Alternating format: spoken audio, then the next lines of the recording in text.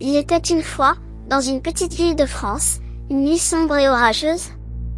La pluie tombait en trombe, et les éclairs déchiraient le ciel noir. C'était la nuit parfaite pour une histoire d'horreur. Dans une vieille maison abandonnée au bout de la ville, un groupe d'amis avait décidé de passer la nuit. Ils voulaient vivre une aventure, tester leur courage. La maison était connue pour être hantée, et ils voulaient voir si les rumeurs étaient vraies. Au fur et à mesure que la nuit avançait, des choses étranges commencèrent à se produire. Des bruits inexplicables, des portes qui claquaient toutes seules, des ombres qui semblaient bouger d'elles-mêmes.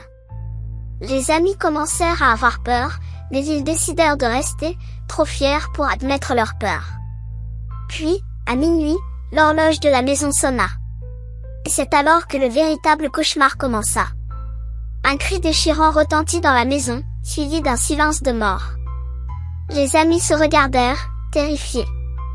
Ils décidèrent de chercher la source du cri, mais ce qu'ils trouvèrent les glaça d'horreur. Dans le grenier de la maison, ils découvrirent un spectre terrifiant. Il était grand, vêtu de noir, avec des yeux rouges brillants. Il les regardait, un sourire maléfique sur le visage. Les amis prirent leurs jambes à leur cou et s'enfuirent de la maison, jurant de ne plus jamais y remettre les pieds.